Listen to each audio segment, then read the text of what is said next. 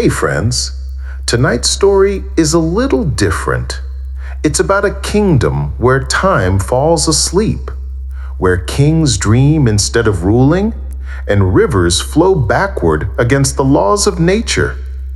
Here, the night never truly ends, and the candles inside the palace burn for centuries, as if some unseen hand refuses to let them die. But before we begin, if you love calm storytelling, if you enjoy drifting into sleep through slow, forgotten tales of the past, then take a moment to subscribe to Boring Chapter and like this video to help the stories continue. Your small click keeps this dream alive. Now, close your eyes, take a deep breath, and come with me to a place where kings whisper, dreams wander, and time itself forgets to move. In this land, we'll see how night and day slowly lose their boundary, how forgotten dreams turn into living memories, and how the king and queen begin to sense a strange change where rivers move backward and even shadows forget their owners. Then we'll meet Aren Valis, a mysterious traveler who discovers a map drawn across sleeping valleys, where every mark glows like a candle floating on water. And in the end, you'll hear the final dream of a king and queen who drift into eternal peace in the timeless silence of the sleeping kingdom called Somnolor.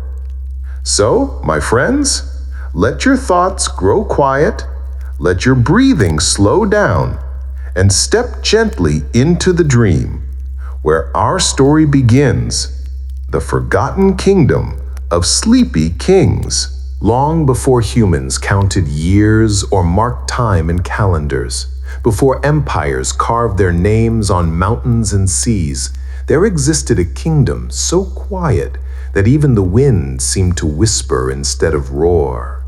The air in that land was thick with calm, almost tangible, and every creature, every stone, every leaf moved in a rhythm that matched the kingdom's slow heartbeat. No one truly remembers the name of this place today. Some texts refer to it as Somnolor, the kingdom of sleep. Others, when pressed, would say it was merely a story told by wandering travelers to lull children into rest. Yet there were those who claimed they had walked its streets, feeling the calm wrap around them like a blanket of gentle silence. The rivers of Somnolor flowed with deliberate patience, as though they had no need to hurry toward the sea. Their surfaces reflected the sky with such clarity that clouds seemed to float beneath the water.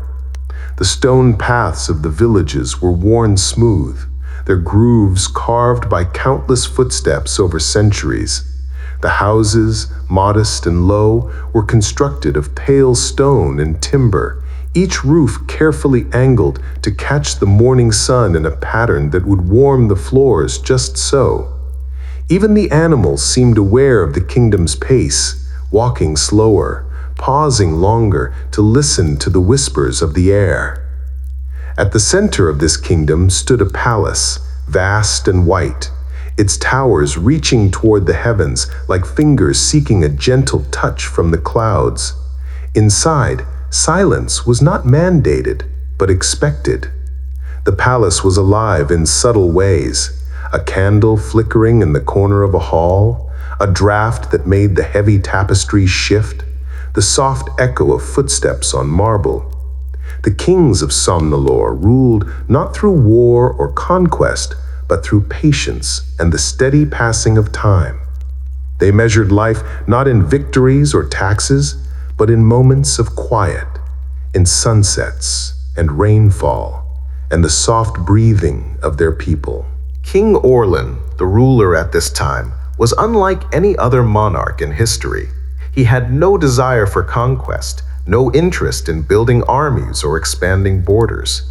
Instead, he walked the corridors of his palace each morning, pausing at the windows to watch sunlight ripple across the marble floors, listening to the whispers of leaves outside, tasting the soft, honeyed air that drifted in through open shutters.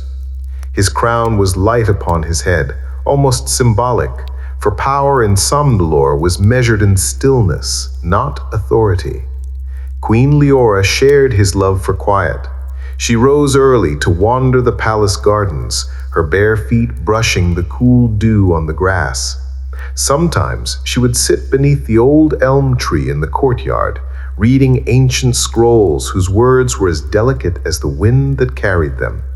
She spoke little, and when she did, her voice was soft, calm, carrying a warmth that made even the coldest corners of the palace feel tender.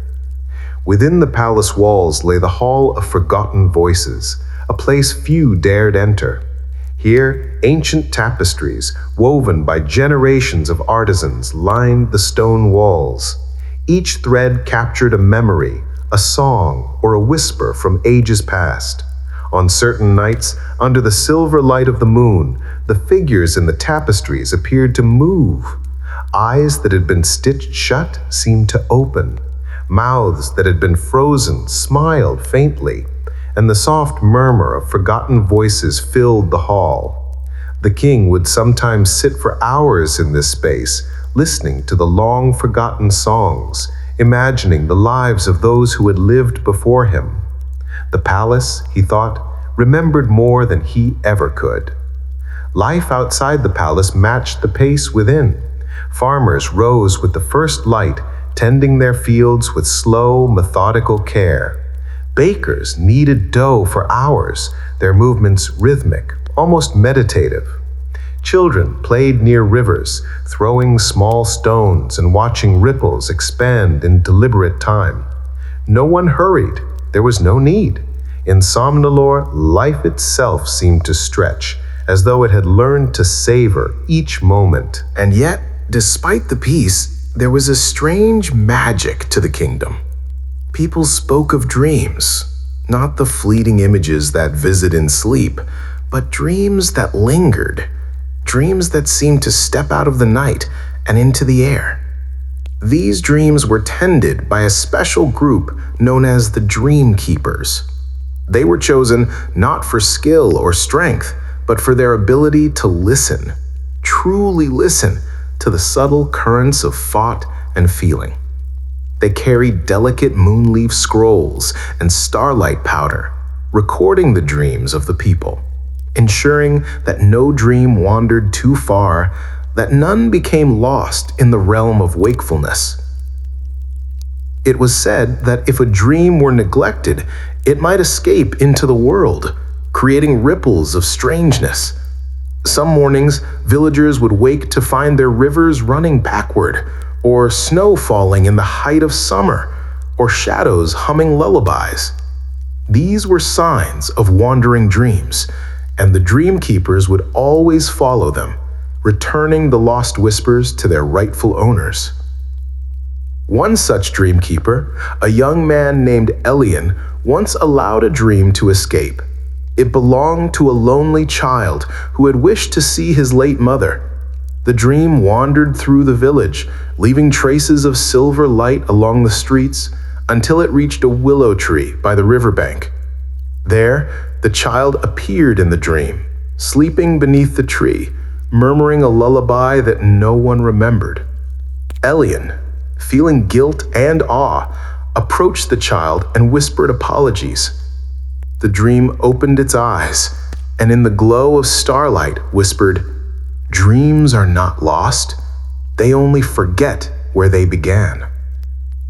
The king learned of this incident and called Elian before him. He did not scold the young keeper. Instead, he said, "You have reminded us that even dreams need to wander, just as rivers do." From that day forward, Elian became one of the most revered keepers, entrusted with the kingdom's most delicate dreams. As centuries passed, Somnolor remained untouched by the chaos of the outside world. Neighboring kingdoms fell to war and plague, yet this quiet realm endured. Travelers spoke of it with wonder, a place where time slowed, where even the birds sang with gentle caution, where the air itself seemed thick with restfulness. Some whispered that the kingdom was alive, that it breathed and dreamed alongside its inhabitants, that it had learned to move as one with the eternal rhythm of peace. And so, the kingdom of sleep, Somnolor, remained, a jewel of calm and a world that moved too quickly. Its people, its rulers, and its dreams were all bound together by the invisible threads of quiet, creating a tapestry of life so slow, so tender, that it seemed to exist outside the march of ordinary time. The morning in Somnolor did not begin with the sun, so much as with the fading of dreams. For the people of the kingdom, waking was not sudden, it was gentle, a soft transition from one world into another, as if consciousness itself was made of silver threads being carefully pulled through the mind. Even the birds waited, perched silently on the eaves until the first golden light brushed the stone streets. King Orlan would rise before the palace stirred. He walked the long corridors barefoot, his steps slow and deliberate, listening to the soft hum of the palace waking with him. In his chambers, tapestries reflected the faint golden glow, depicting previous rulers and moments of reflection rather than acts of conquest. Every piece of art carried the quiet of centuries. Every stone held a story whispered into it by hands long gone. Queen Liora joined him at the balcony, her presence as calm as the morning air. She looked out across the palace gardens, noting the dew on the roses and the gentle sway of the trees. The air carried the faint aroma of bread baking in distant kitchens and the soft murmur of villagers beginning their day. She spoke little, but when she did, her words were soft, deliberate, and comforting. In Somnolor, even work was a ritual. Farmers in the fields moved with methodical care, planting seeds in precise patterns that mirrored the constellations above. Bakers kneaded their dough slowly, pressing their palms with steady rhythm, allowing the bread to rise over hours instead of minutes. Children played along the rivers, tossing small stones and watching the ripples expand in perfect circles. Time itself seemed to slow to match the kingdom's pulse, and nobody questioned it. The Dream Keepers were central to the harmony of Somnolor. They were few, chosen for their ability to listen, to understand the subtleties of thought and feeling that passed from person to person like invisible threads. Each keeper carried delicate moonleaf scrolls and starlight powder to record the dreams of the kingdom's people. Their role was sacred. No dream could wander too far. No thought could slip into the waking world unchecked. Elian, a young and gifted dreamkeeper, had shown exceptional skill. He could enter dreams gently, like drifting through fog, understanding their rhythms and guiding them back to their owners when they strayed. He had once allowed a dream to escape, that of a lonely child who wished to see a parent long gone. The dream floated through the village, shimmering silver in its passage, until the child awoke beneath a willow tree. When Elian approached, the dream lingered in the air, whispering in soft tones, "Dreams are not lost, they only forget where they began." King Orlan admired the young keeper's sensitivity. He would often say, "A kingdom thrives not on power, but on care. Every thought, every dream is a seed. Nurture them, and peace grows." The palace itself was attuned to dreams. At night, candles burned in every corridor, their flames flickering in rhythm with the quiet pulse of sleep throughout the kingdom. The Hall of Forgotten Voices became a place of pilgrimage for those seeking solace. The tapestries seemed alive under moonlight. The figures stitched into the fabric would move subtly, their mouths opening as if to speak, their eyes gleaming faintly. Travelers who entered the hall often felt tears slipping quietly from their eyes, though they knew not why. Some claimed they heard whispers, long-forgotten conversations, laughter, lullabies carried across generations. Yet despite the stillness, life in Somnolor was far from stagnant. Festivals of quiet joy occurred under moonlight. During the Festival of Long Rest, lanterns made of spun silver floated across the river, reflecting stars above. Children would chase them, laughing softly, while adults moved with measured steps, exchanging nods and smiles rather than loud greetings. Music was gentle, played on soft lyres and flutes, each note carefully measured to harmonize with the heartbeat of the kingdom. One evening, as the festival neared its quiet peak, Elian noticed a subtle disturbance. A child's dream, delicate and bright, had slipped free and hovered near the river's edge. It shimmered, reflecting the lanterns in fragmented patterns. Elian followed it silently, feeling the kingdom itself pulse in response. The dream led him to the willow tree where it had first escaped. There, he whispered soft words of guidance, and the dream returned to the child, its glow dimming to a calm shimmer. King Orlan watched Elian from his balcony. He understood that the young keeper had done more than retrieve a dream. He had reminded the kingdom that even the smallest threads of thought were vital to its fabric. Each care taken, no matter how small, the king said to himself, is a stitch in the tapestry of eternity. As years passed, the rhythm of life in Somnolor remained steady. The Dreamkeepers ensured balance. The king and queen tended to their people with quiet observation, and the citizens moved through days that seemed to stretch endlessly in comfort and peace.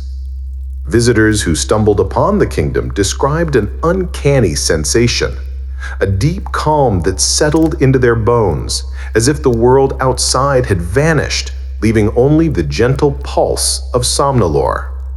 The rivers continued to flow slowly, reflecting clouds that drifted lazily across the sky. The stone streets remained smooth, polished by centuries of careful footsteps. Animals moved without haste, and the air remained thick with the scent of soft earth, flowers, and faint candle smoke from the palace. Life seemed both alive and suspended, a delicate balance held in the hands of those who knew the true weight of peace. But even in this perfect stillness, a subtle magic persisted. Somnolor itself seemed to dream. The kingdom's thoughts drifted beyond the people, stretching through forests, across fields, and into the distant hills. Sometimes, travelers claimed to hear faint echoes of the past, whispers in the wind, laughter carried across rivers, a soft sigh from a tree. They said the land was remembering, and perhaps even dreaming, its own history. The king often walked along the palace walls at night, observing the stars. He felt that the kingdom's dreams were not separate from its people, but entwined, flowing through the air like a soft current. Peace, he whispered to Queen Liora once, is not merely silence. It is attention, care, and the memory of gentle moments. Without it, even a kingdom as calm as ours could fade. Queen Liora nodded, her hand resting on his. And that is why we watch, why we guide, why we protect the smallest of dreams. Somnolor is alive because we remember, because we honor each quiet heartbeat. And so the kingdom of sleep continued. Time passed almost imperceptibly. Children grew, learned, and became gentle caretakers themselves. Dream keepers trained new apprentices, teaching them to move softly through consciousness, to listen to the kingdom's subtle pulse. Even the palace walls seemed to remember the rhythm, amplifying the hush that lay over Somnolor like a living thing. In the end, it was not power, wealth, or conquest that defined the kingdom, but the patience of its rulers, the vigilance of its keepers, and the delicate reverence of its citizens. Somnolor thrived not by dominating the world around it, but by nurturing the quiet threads that bound life together. Moments of care, whispers of memory, and the endless breath of peaceful dreams.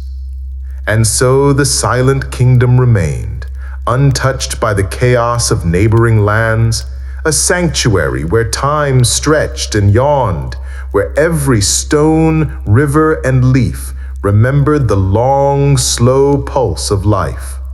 Travelers and dreamers who chanced upon it felt the calm seep into them, carrying the kingdom's serenity beyond its borders, even if only for a fleeting moment.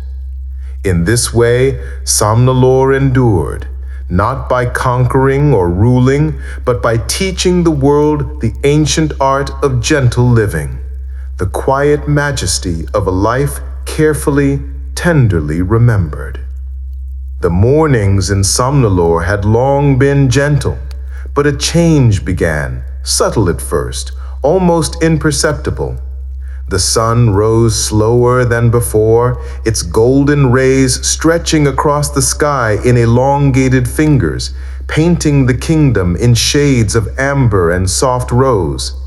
Birds lingered on branches, their songs quieter, as if they were unsure whether to sing or simply listen. Even the rivers, which had flowed with calm determination for centuries, began to hesitate. A ripple here, a backward curl there, subtle disturbances that went unnoticed by most, yet could not escape the notice of King Orlan and his queen, Liora. The king stood on the balcony one morning, wrapped in a robe of pale silver, watching the world shift imperceptibly around him. The air smelled faintly of rain, though the clouds above were dry.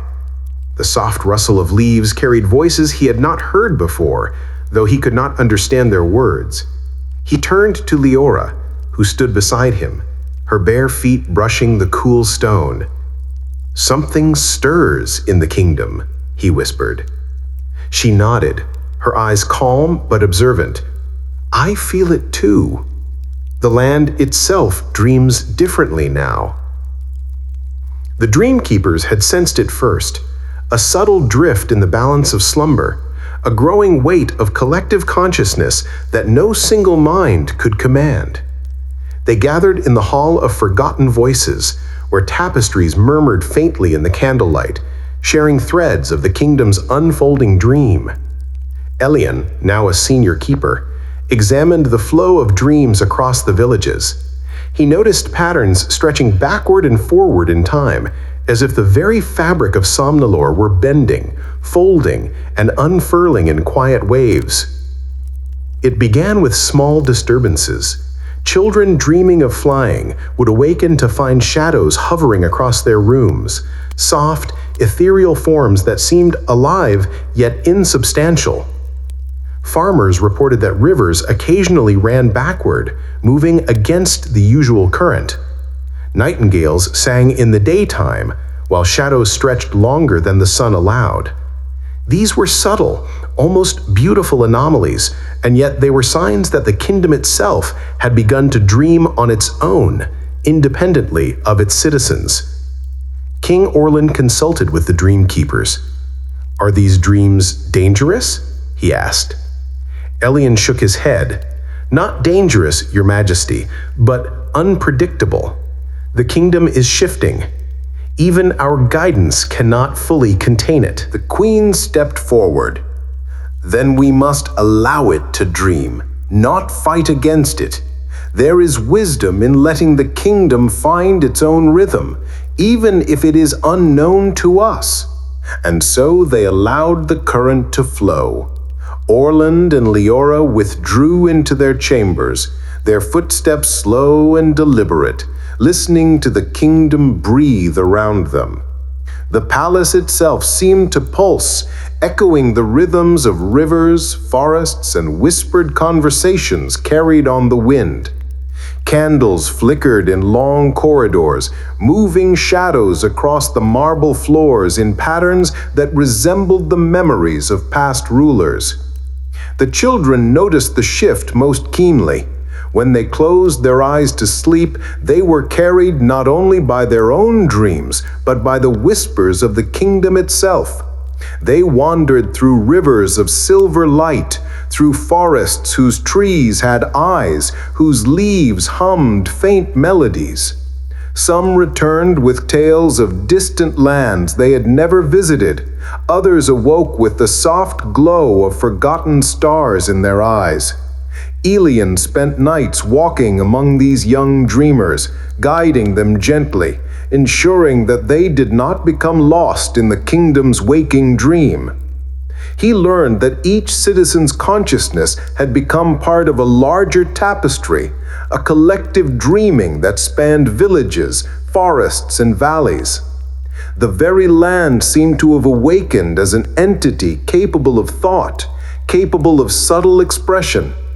One night, as the moon hung low and silver over the palace, King Orlan could no longer ignore the change. He walked to the edge of the balcony overlooking the whispering lake, a vast expanse of water that mirrored the night sky. The lake had always been quiet, its surface still, reflecting stars with perfect clarity.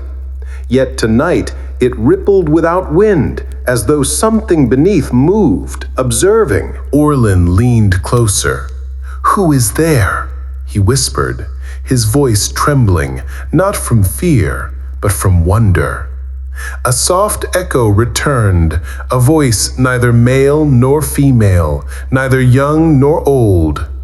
"All that sleeps must one day wake, or be forgotten entirely." The king stepped back, heart quickened. He had heard whispers from the lake before, but never in such clarity, never in a tone so deliberate. He felt the pulse of the kingdom beneath him, and he realized the truth.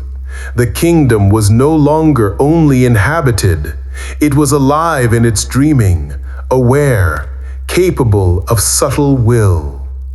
Queen Liora joined him silently, placing her hand on his arm. "It calls to us," she murmured. "The kingdom is no longer just ours to guide. We must listen." The nights grew longer, filled with strange symphonies of dream and reality intertwined. The rivers that ran backward at odd hours carried visions instead of water. The hills sang faint lullabies that no one could understand but all could feel. Shadows moved independently, stretching and shrinking in response to the kingdom's mood. Even the palace walls seemed to breathe, faint expansions and contractions like the chest of a sleeping giant. King Orlan began to walk among the people more often, observing them while pretending to wander aimlessly. He noticed the subtle shift in their behavior. Citizens no longer simply followed routines, their movements were guided by the soft currents of the kingdom's dream. Children laughed in patterns that mirrored the stars. Farmers sowed seeds in shapes that seemed meaningful, though no one could explain why. And everywhere a sense of calm, yet alertness pervaded. Elian approached the king one evening as he observed the river near the eastern gates. "Your Majesty," he said softly, "the kingdom is dreaming, and we are part of it. But we cannot control it. We can only participate, guide gently, and remember." The king nodded. "Then let us dream with it, not against it. If the land has awakened, we must awaken with it." And so Orlan and Liora allowed themselves to enter the current of the kingdom's consciousness. At first, it was like walking through fog. Thoughts from countless citizens, echoes of past rulers, fragments of lost dreams, all swirled around them, faintly luminous, touching the skin like whispered words.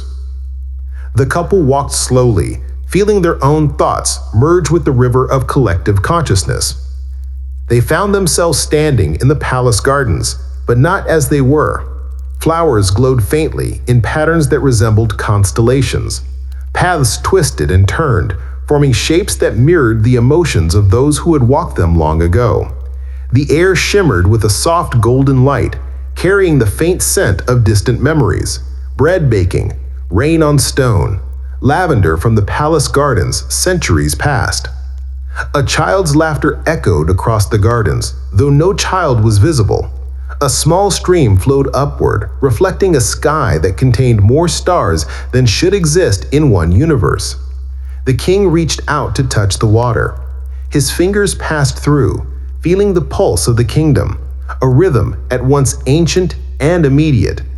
Queen Liora smiled faintly, her hand brushing against a branch of glowing jasmine. It is alive, not just the people, not just the land, but the very kingdom itself. We are witnessing its memory, its breath, its dream. For the first time, they understood. The kingdom of Somnolor was no longer a place merely of living people. It had become a living dream. Its streets, rivers, gardens, and palaces were woven together by centuries of thought, care, and memory, all held together by the quiet dedication of its rulers and dream keepers. And as the couple walked through this luminous garden, a profound peace settled over them. They knew that nothing in the outside world could disturb it, that the kingdom's slumbering consciousness would continue to hum long after the hands of time moved on. From that moment, King Orlan and Queen Liora no longer sought to control Somnolor. They simply listened, walked among the flowing currents of consciousness, and allowed the kingdom to dream as it had never dreamed before. The rivers, the forests, the stars reflected in the whispering lake, and even the faint rustle of the palace curtains all became part of a vast collective dream. And in this dream, the kingdom moved slowly, deliberately, at the pace of eternity itself. Somnolor had begun to dream, and as it did, those who lived within it learned that the act of dreaming, of remembering, and of simply being present was more powerful than any action taken in the waking world. Centuries had passed since the kingdom of Somnolor had first begun to dream independently. Outside its borders, the world changed relentlessly. Empires rose and fell, rivers shifted, and countless kingdoms vanished, swallowed by the relentless march of time. But Somnolor endured, hidden from view, cradled in the soft embrace of memory and dream. It was during one of these eras, when tales of the silent kingdom had begun to drift like whispers across distant lands, that a young scholar named Aren Valis stumbled upon a curious, shifting map. Unlike ordinary maps, this one seemed alive. Mountains changed shape, rivers curved in impossible arcs, and the borders of the kingdom appeared to shimmer, fading and reforming as though the land itself refused to be bound by ink and paper. Aren was captivated. Scholars in his home city often dismissed legends as mere myth, but the map felt undeniably real. He packed his belongings, taking with him nothing but the map, a journal, and a satchel of carefully dried herbs for sustenance. Travelers warned him that the journey would be perilous, that he might never return. But Aren had already glimpsed the kingdom in dreams, fragments of flowing rivers, glowing gardens, and silent streets appearing to him in the quiet hours before dawn. He could not resist. Days and nights blurred as Aren journeyed through landscapes that seemed to belong to neither the past nor the present. Forests grew taller than trees should grow, their leaves whispering faint lullabies to one another.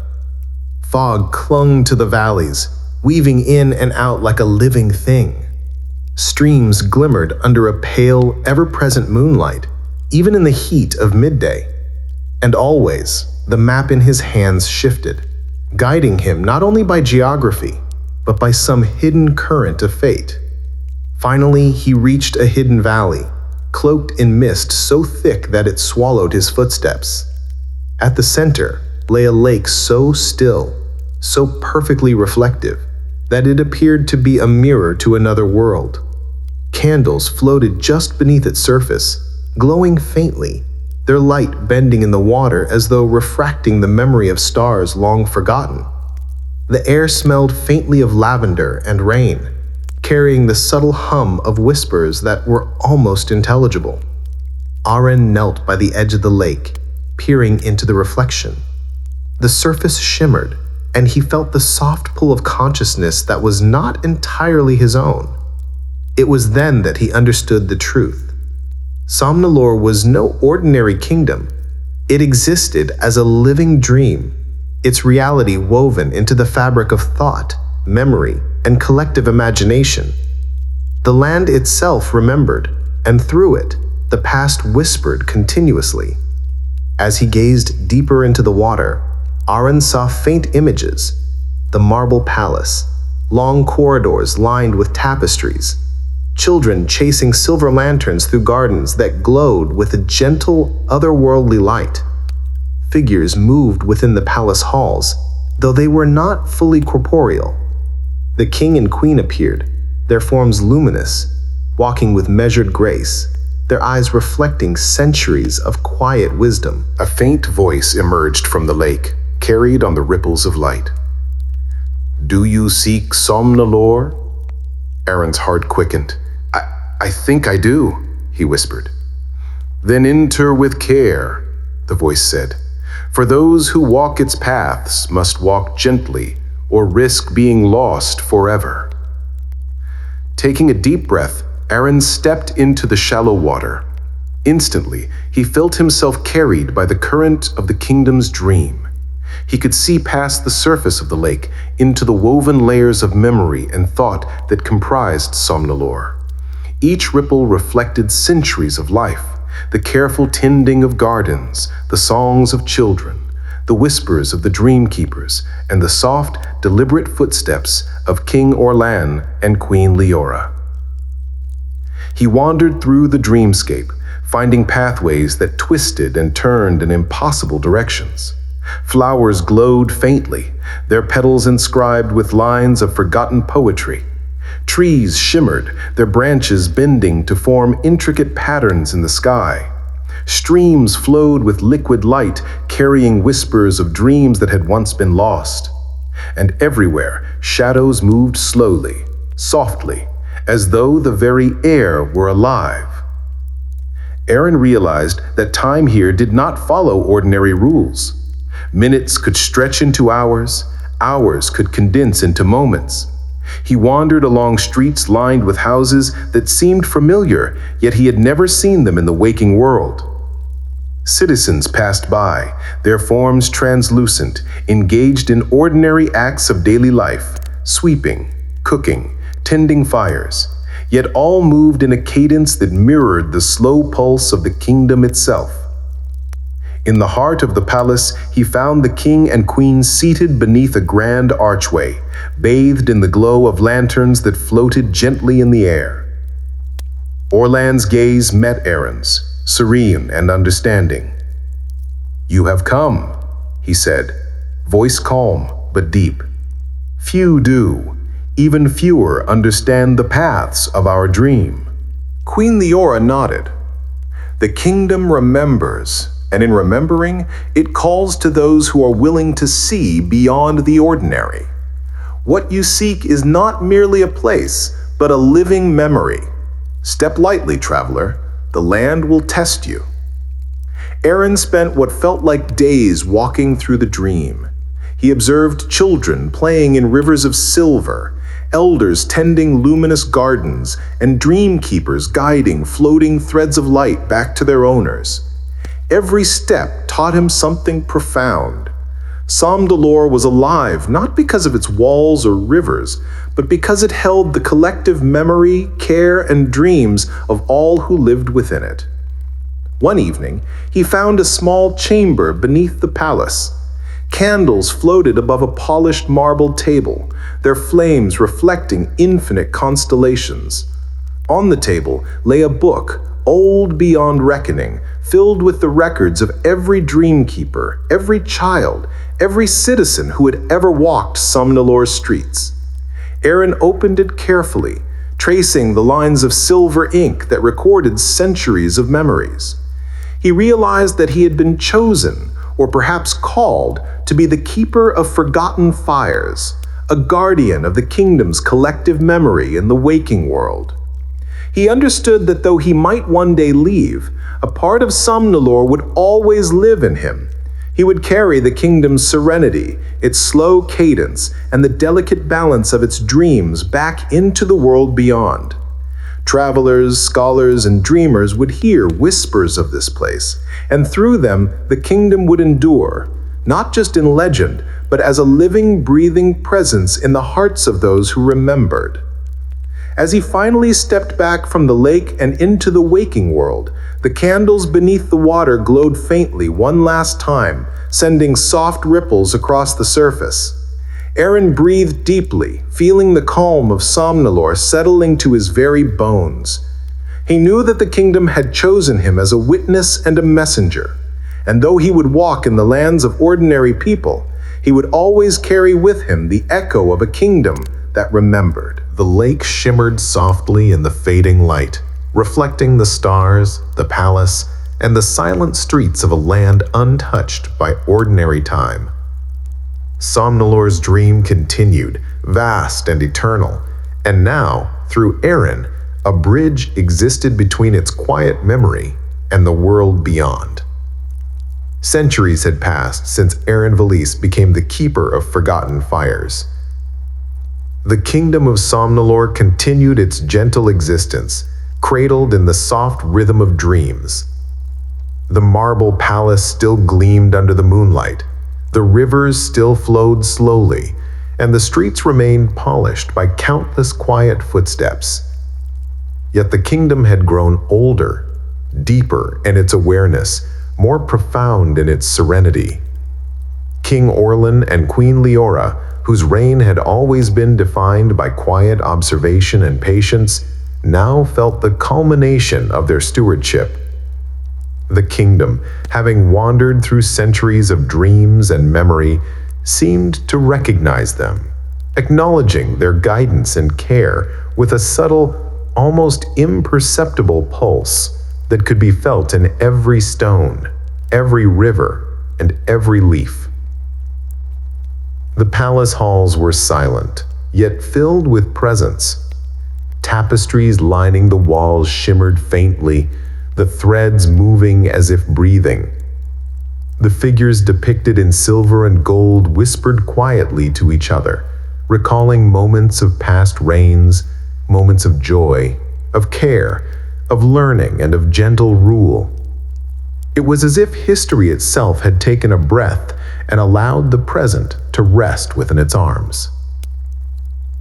One evening, as the sun dipped low into the horizon, painting the sky in a cascade of molten gold and purple, King Orlan walked slowly through the gardens. Each step was deliberate, echoing softly against the stone paths. Flowers bloomed in the faint moonlight, petals glowing softly like fragments of lost stars. The air smelled faintly of lavender, rain-soaked earth, and the honeyed warmth of candle wax from the palace interiors. Queen Liora joined him beneath the old elm tree, where centuries before children had played, and dream keepers had tended to wandering thoughts.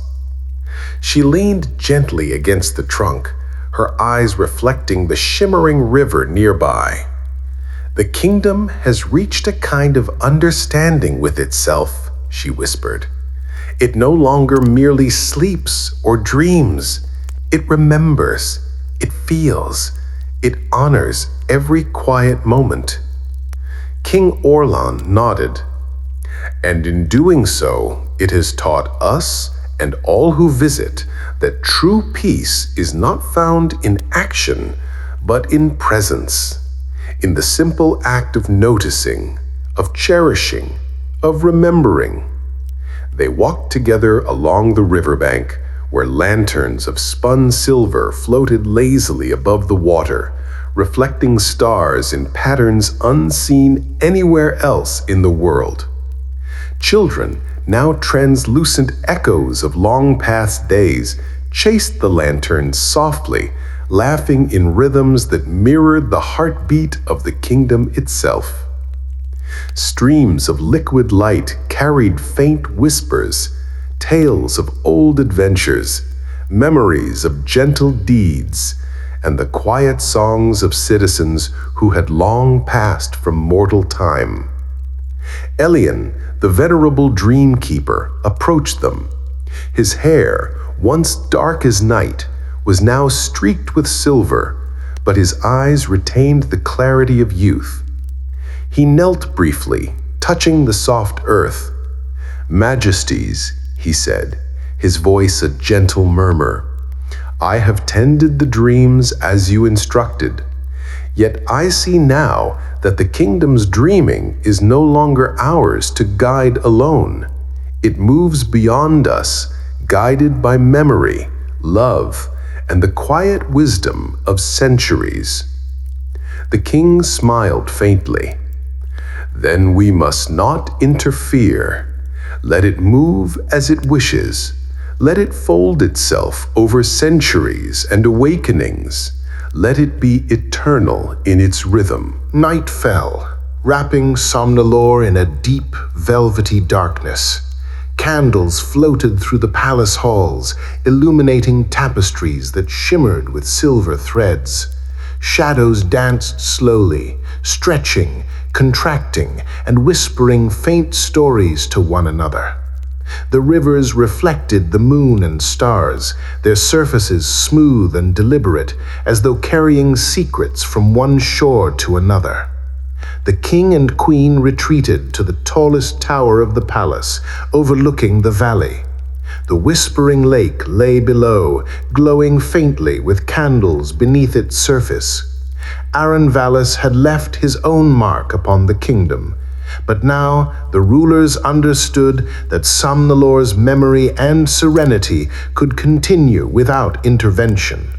The lake shimmered softly, reflecting the palace, the gardens, the rivers, and even the faint outlines of the citizens long gone but not forgotten. Orlan laid a hand on Liora's shoulder. "It is time for our final rest," he said softly. "We have guided the kingdom, witnessed its growth, and ensured its dreams endure. Now we join it fully in sleep." Queen Liora nodded, her hand resting upon his. They walked slowly to the chamber where the first candles had been lit when the kingdom was young. There, beneath the high vaulted ceiling, they lay down together. The walls shimmered faintly, absorbing their presence, folding the memories of their rule into the infinite tapestry of the kingdom's dreaming. As they drifted into slumber, the kingdom seemed to exhale, a gentle pulse that moved through rivers, streets, and forests alike. It was as if Somnolor itself were cradling its rulers, acknowledging their stewardship with gratitude and peace.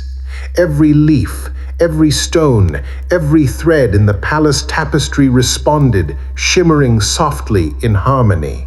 The night deepened. Stars reflected upon the lake, creating a mirror of the infinite sky. The air carried faint lullabies, soft enough to be heard only by those attuned to the kingdom's rhythm. Children's laughter, long echoes from past generations, mingled with the hum of rivers and the whisper of the wind through the palace corridors.